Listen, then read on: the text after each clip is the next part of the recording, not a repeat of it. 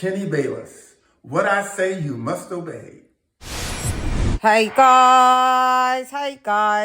Well. Teofimo Lopez wins via unanimous points decision against Jamaine Ortiz. Listen, people are saying there's robbery in the booties. This was my prediction. Stand by.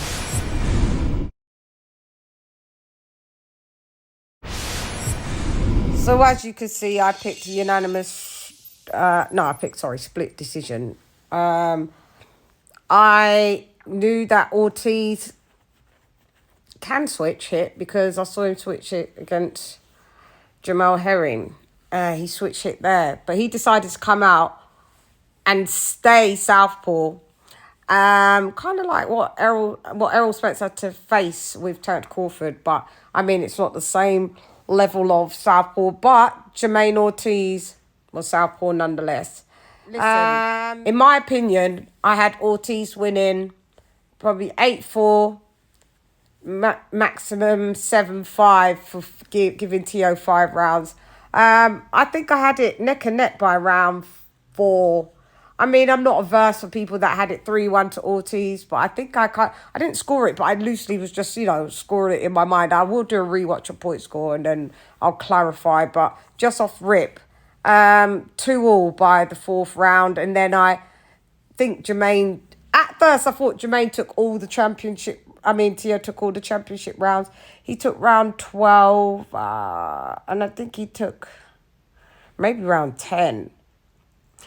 But some of those championship rounds, Ortiz just didn't do enough in a way that, yes, he boxed and he came out like a purist boxer, and it was good to see that he stuck to a game plan. But when he was just constantly on the move, he wasn't throwing many punches, even though he outlanded Teo, not by much. These guys were really evenly yoked, both the same age, 26, 27. Arm reach, one's got 69.5 Teo, the other Ortiz is 69 inches. Both suffered one loss, similar amount of fights. And Teofimo has already faced him 10 years ago in the amateurs and beat him there on a points decision. So this was kind of like a bit of a grudge match. Each of them promised that there was going to be a knockout. I knew there wasn't going to be. Ortiz's record is only 9 KOs. He was moving up from 135 to 140. And I think 140 suits him. He still was like the big guy at weigh-in for sure. I mean, you couldn't notice any major difference with Teo. I think Ortiz was still a bit bigger in the ring even after Teo rehydrated and then he rehydrated. I mean, Ortiz was coming with pop shots, single shots, and he boxed well. He had great footwork, very fast, slipped a lot of those shots, and just frustrated Teofimo Lopez. Teofimo Lopez is not doing well not faring well with these movers. I tell you that, honey. Who's that behind me? Go away, you. That's a bit weird, isn't it? It's a towel on you, want to put it? Anyway, not doing faring well with movers. I know he's frustrated. Oh, there you are again. I know he was frustrated that Ortiz was on the move, but I mean, Ortiz stuck to his game plan. See that he was disciplined. Remind me of how disciplined Bivol is. Not the same style. But that geezer stuck to his game plan. But his corner didn't tell him to adjust. Neither of them adjusted. Teofimo Lopez couldn't cut off the ring. Jamaine Ortiz is circling to the right. And Teofimo Lopez ain't countering that. I mean, he tried to become the aggressor and the pressure fighter. I mean, Teofimo Lopez is a counter puncher. And I saw Teofimo get rocked about 3 separate times within that fight. And I didn't see Ortiz getting rocked because Teofimo just couldn't catch him. And I think that was a good game. He just needed to throw a bit more punches. But did I have Teofimo Lopez winning? No, one judge had it, what was it? 117 to 111 or 117 to 111 or something like that. Either side that couldn't run. And then 115 to 113, 2 other judges. I get it. I got it. That would be my score maybe for Ortiz. It'd just be 8-4, maybe 7-5. Some people had it 9-3 to Ortiz. I'm not averse to all of that. I can't complain. As I said, I will rewatch your point score. Teofimo Lopez just didn't do enough himself. I don't know. Teofimo Lopez either comes in looking impeccable, but I guess a washed Josh Taylor, you can look impeccable against him. Teofimo Lopez, I said this was going to happen in a way that, you know, he starts feeling himself. And as soon as he starts feeling himself, the person who he's really kind of supposed to beat either beats him, a la Cambosos. Sandor Martin dropped him twice. One was deemed as a slip, but made him feel like trash until he said, "Do I still got it? No, no, mi hermano, no." I was going to say, no, my nigga, no. No, you don't still got it at this minute. I don't know. You're going to have to go and find it. Your dad's not a good trainer. He doesn't know how to teach you adjustments in the corner.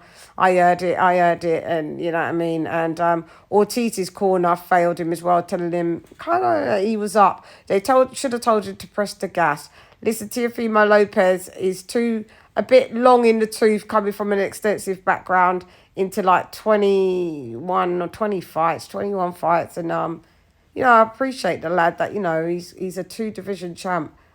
But meaning too long in the tooth as a 2-division champ that you can't cut off the ring and you can't adjust. The Rosa Parks statement, soliloquy at the end was cringe, corny.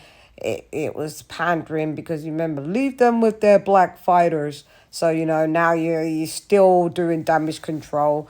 That's why I don't really give two shits about Teofimo. I really was high on the guy, but his personality is less to be desired for. It's corny. I don't know, like, how nobody just tells him, like, yo, you just chat shit.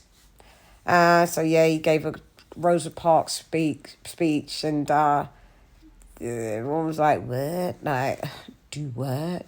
Yeah, we didn't appreciate it. Teofimo Lopez, us black people, we're not on it, we're not in it. Please don't use us when it's time to use us for damage control and all of that. It's already a liberty what you said as well. And, you know, you do your breakdancing and pop and body locking, which is black people culture. And then you say leave them with their black fighters and that black... You know, and then you talk about Rosa Parks. Like, Rosa Parks, you're lucky she didn't descend from the gods and just give you one uppercut and then ascend back, you know, back to the heavens for that one. I think Jamaine Ortiz fought better against Jamel Herring. Jamaine Ortiz fought better against Lomachenko. He did flail down the stretch of the championship rounds, and that's why I thought, you know, he's going to definitely... comprehensively snatch those ones. Yeah, I'm gonna do rewatch your point score. Yeah, these lads, but yeah, I didn't have Teofimo winning at all, and yeah, Jamaine Ortiz could have done more, but in my opinion, he still won. He had some slick moves, man. Some slick moves where he was just ducking under shots, but when it was time to attack, sometimes it was like a standoff.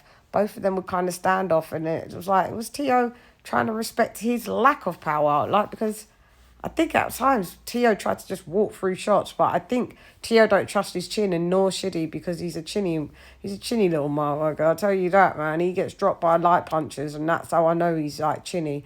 But anyway, I'll go into it in more depth, otherwise I'll be here for so long. But yeah, that's my breakdown. Right. I'm gone. Hey girl, it's LadyChann, rep none less. Come box with Shan. Gun. It's just like, it's very inconsistent of the lad, and it's just like, do you still got it? What you had has left the booties in. Gun.